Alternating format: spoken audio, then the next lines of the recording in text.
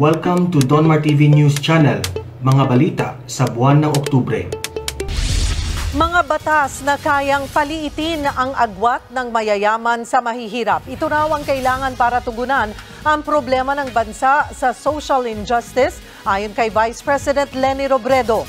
Sa kanyang paglahok sa Leadership Webinar Series ng UP National College of Public Administration and Governance o UPNCPAG, sinabi ni Robredo na kailangang tutukan ng mga leader ng bansa ang mga panukalang isinusulong sa Kongreso. Para kay Robredo, kulang tayo sa mga batas na pumoprotekta at nagtataguyod sa social justice. Dagdag pa niya, importante rin ang pagkakaroon ng simbolo ng tiwala sa mga ahensya ng gobyerno. Pagdating naman sa COVID-19 response ng pamahalaan, kinilala ni Robredo ang pagsisikap ng mga ahensya ng gobyerno para labanan ang pandemya. Yun nga lang, mayroon pa rin daw kulang. I think what is lacking is harmony among the moving parts, harmony among the many things that these agencies are doing. Ang Tagalog term for that is parang walang tumitimon, walang kumukonduktor. And I think that's very important for a leader to keep doing that on a daily basis. Yan ang hindi ko maintindihan. Kaya ako pinlito para matawa sa totoo lang. Kasi nakakatawa talaga to si Leni Robredo. Anong wala na naman tumitimon? Hindi mo ba alam may mga nakatimon na dyan? Meron naka-in-charge sa testing, may naka-in-charge dito, may mga naka-in-charge dyan, may mga timon.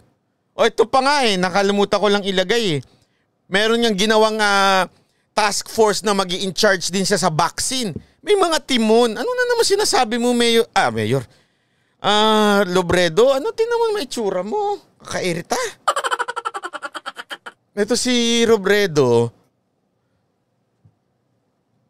talagang sana na-quarantine na lang kayo. Alam ko, ako I do not wish na magka-COVID ka, pero sana nagpa-quarantine ka na ng 2 taon. Quarantine, pati yung bibig mo, kinwarantine mo na rin. Wala na ako kasing magandang binadulot Trapong-tapo lang ang datingan basta makakontra. Pampagulo ko talaga. Ano ba yan? Sus. Ay nako, nakakairita. Akala ko matutuwa pa naman ako. Lalo akong nairita. Ay nako. Pero mantakin mo, ni isang media, wala ni isang media ang grabe no, ang tinding pasabog nun, ang tinding pasabog ni Ka Eric na isang kadre, talagang hinamon niya lahat. Pinangalanan niya, inisa-isa niya, pinangalanan niya lahat ng Makabayan Block, lahat ng mga representative nito, inisa-isa, detalyado. Yung mga whistleblower, supposedly, di ba? Ang media ang bilis magbalita pag may whistleblower laban sa mga nasa gobyerno. Ito, magtataka ka. Doon ako nagtaka sabi ko, umaga to, hapon na, walang nagbabalita ni isa. Nanood ako ng news, walang nagbalita ni isa. Wala. Sabi ko, ay grabe. RMN Iloilo lang ba? Siyempre, yung mga, when I say mainstream yung, alam nyo na, yung main, yung mga kilalang malalaking media. Pero yung mga maliliit na media, wala. Pambihira. Sabi ko, ano ba namang klaseng kaya ang tanong talaga dito, ito bang media natin? NPA na rin ba ito? Ganito na rin. Kasi hindi ko ma-explain. Paki-explain nga kayo mga media, paki-explain. Bakit ni isa sa inyo wala nag-feature nun? Kahit kapiraso Kasi meron yung klaseng yung tinitweet lang o kaya yung deserving na andun sa primetime news.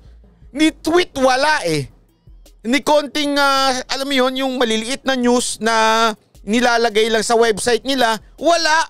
Ni isa. Talagang inisnab. Alam mo, kaya ako nananawagan na rin ako sa NTF-ELCAC kung sino man yung namumuno dyan. Sana nakikinig kayo. Ang problema siguro kung sino mang inimbitahan ninyo. Yan ang nagtatanong ako Kung dinaan nyo lang sa PCOO, medyo hindi naman sa Sana nag-imbita kayo ng mga vloggers. Sana nag-imbita kayo ng mga social media influencer. Ang dami-dami.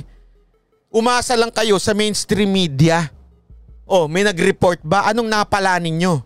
kami ring mga nasa social media ang magbibit-bit sa inyo. Pero yung tiwala ninyo sa mainstream media, siguro naman alam nyo naman yan. Kayo na rin maging si Katina, di ba? Yung na-interview namin. At saka yan si Ka Eric, sigurado kung alam nila na wala kayong pakinabang sa mainstream media. Sa susunod naman, sana imbitahan ninyo yung mga social media personality. Ang dami ho niyan. Ngayon, kung meron kayo naimbitahan, saan? Diba? Medyo baka, kasi kahit to sa social media, minsan hindi nyo rin kilala kung sino-sino. Ang dami pa ho dyan, wag ho tayo malimit dun sa mga quote-unquote na malalaki. Wala akong malalaki sa social media, marami sa social media. Diba? Ang dami-dami sa social media, marami dyan. Marami nga sa totoo nasa YouTube Marami hong nagiging political commentator dito sa YouTube. Saan na yun yung mga inimbitahan ninyo? Kung sino man na may hawak ng social media ninyo, medyo mahina. Yun lang.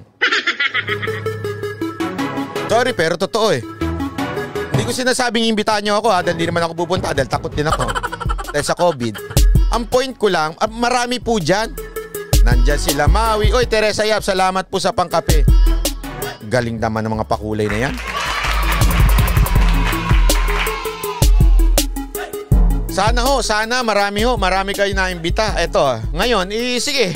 Since na natin to, pag-usapan na natin to. Huwag ka na nagpo-post ng NPA. Sandali, wala naman akong inuhusga ang NPA. Hindi ako never kong sinabi na si Angel Locsin ng NPA. Never ko sinabi yan. At ako naniniwalang hindi pa.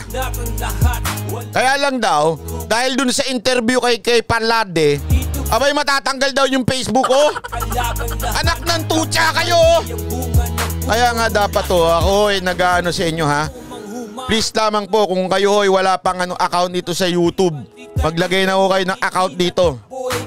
Kahit wala pa kayong planong maggawa ng mga bedyo-bedyo ba. Gawa na kayo, pwede naman kayo mag-post ng mga picture dito tsaka mga status. May story nga dito sa YouTube Dito na tayo. Iba doon, iba sa Facebook. Anak ng weteng Malupit ang Facebook. Gusto ko talagang banatan yung Facebook na yan dahil sa dalawang, hindi kasalanan ng Facebook, kasalanan to ng dalawang fact checker natin. Alam naman natin itong dalawang fact checker natin. Isa dyan, aktivista. Malay natin kung aktivista lang ba yan o talagang kasapi na yan yung CPP, NPA. Hindi natin alam